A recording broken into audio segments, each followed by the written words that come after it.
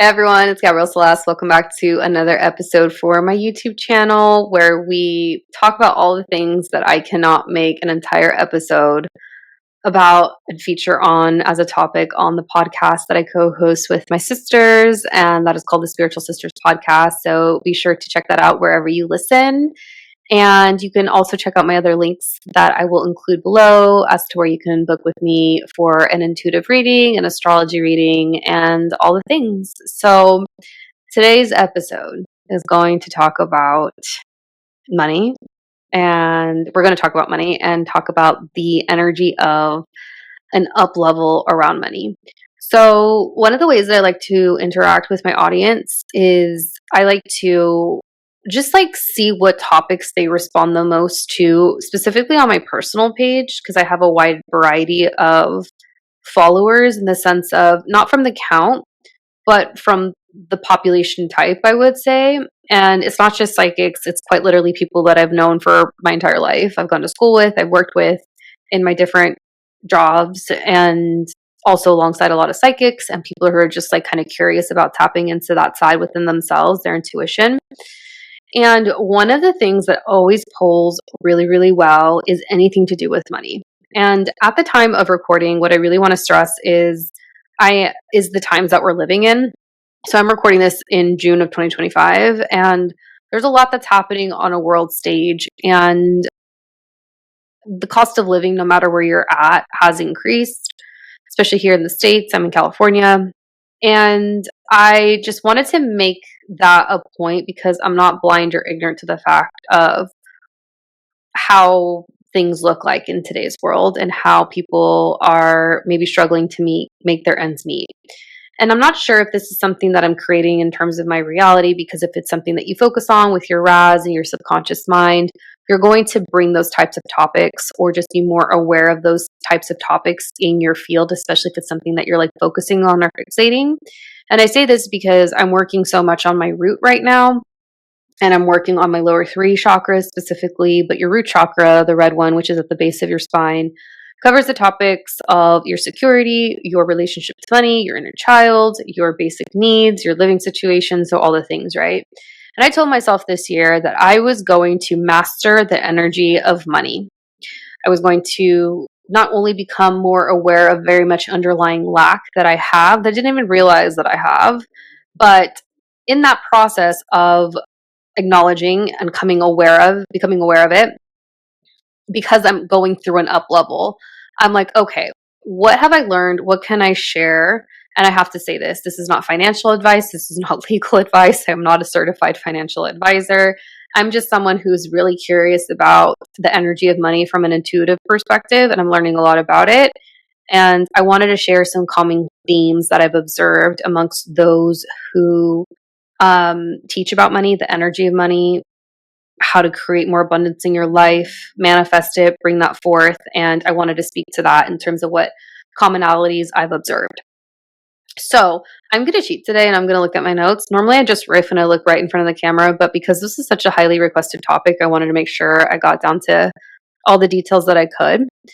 I also want to preface this and say that I'm coming at this video and I'm creating this video from the perspective of a business owner, a psychic business owner.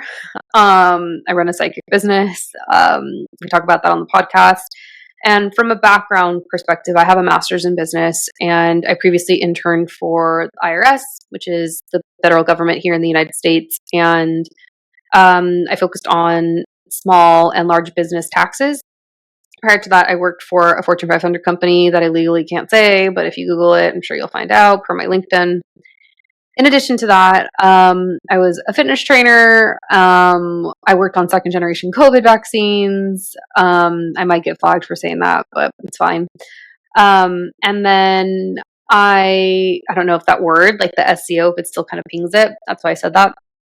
I also run my own business now, and that's what I do full time. So I'm coming at it from not necessarily like the corporate ladder, but more like career portfolio, where like you do a bunch of different things and you have like a variety of skill sets. And I really just kind of wanted to think back as to like where, like when I started these like this awareness up, this gaining this knowledge, and also sharing from a point of where I'm at now, fully being self-employed.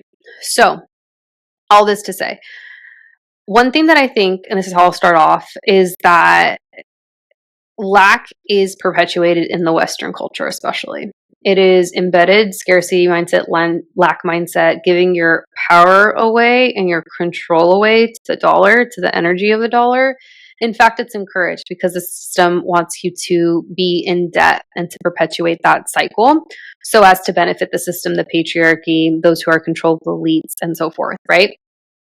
So it's just embedded in the culture, right? And it's kind of like the idea of like companies, credit card companies wanting you to be in debt. And also, one point that I shared that I'm actually just going to read verbatim is that this is going to be different for everyone, but finding your drive and what mechanisms within your energetic field allow you to attract abundance is going to be most clear for you using the systems that are astrology and human design.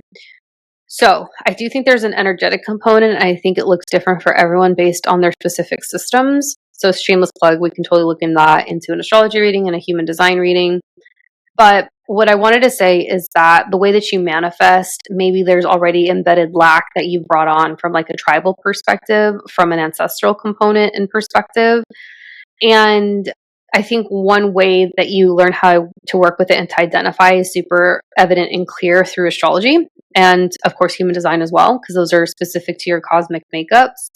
But on the other side of that too, it's like truly like finding what brings you joy, leaning into it, creating from that space is one of the ways that you can kind of dismantle and really like almost kind of demolish that lack within yourself, alongside understanding how like you're working with the energy of resources and money and lack and how it shows up for you in your day-to-day life. So the purpose in sharing how those systems, esoteric systems, can be supportive for you, like astrology and human design, is because they almost provide you the opportunity to reverse and to heal and to rewrite your money story. So then the other point that I wanted to speak to, this is like one of the common themes that I've observed about just the energy of money. If you're in the up level of like breaking between like certain income and then jumping to that next like tax bracket, if you will, we'll refer to it as that. One of the common learnings is that you have to learn about finances and how finances can work for you. And it's almost unavoidable, like constantly learning about money, constantly identifying how it can work for you to make it work for you. How can you double it without having to do anything really? That I don't think is something that stops. And I think actually, no, I know even millionaires are still, they do that. They continue to do that through investments and just learning about maybe certain practices, financial habits, how it can pay off for you down the road. Just literally learning about how money works seems like it's one of those key points that's unavoidable, as unsexy and as unfun as it is. The next thing I've spoken to a little bit is tapping into your joy. And this is where specifically that energetic blueprint, understanding your energetic blueprint comes in and following what brings you joy.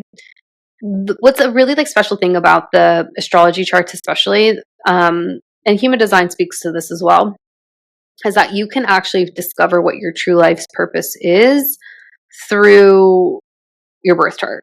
And you can usually refer to what's called your north node to identify what you're meant to do in this lifetime, because your north node is going to tell you 9 times out of 10. And then another point that I've also observed is that lack exists. Actually, I don't really know anyone that doesn't have lack, but lack exists even within millionaires. There's still limiting beliefs that people have, even at that level, that income level. And I say this because I know millionaires. So I don't think in today's world it's like too challenging. Actually, I don't want to say that. It is challenging to become a millionaire, but it's not as challenging as maybe it was 10 years ago, just considering what the cost of living is and inflation and so forth. So that's why I share it and say it the way that I do. But even at that level, having one-to-one contact experience, working for millionaires, people that are financially well off and good for them, they still have lack. they still have limiting beliefs. They still have greed and selfishness and things that are feelings that are lower vibrational that kind of keep you from attracting more abundance. So, curious if that ever goes away. Safety is an inside job, which is like there are tons of books on that alone. So that's another key point. And then also that your money story is directly related to your inner child, and your inner child healing is how you get to rewrite it. So because your subconscious mind is being programmed from in the utero ages 0 to 7, your money story is probably likely going to affect your circumstances from that age, the beliefs that your parents probably had and imparted to you.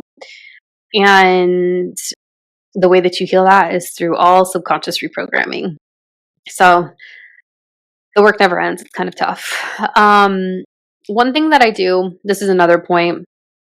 I like to bless my money because energy, I think everything here is energy. I'm that type of intuitive, I guess, where I see everything as energy. And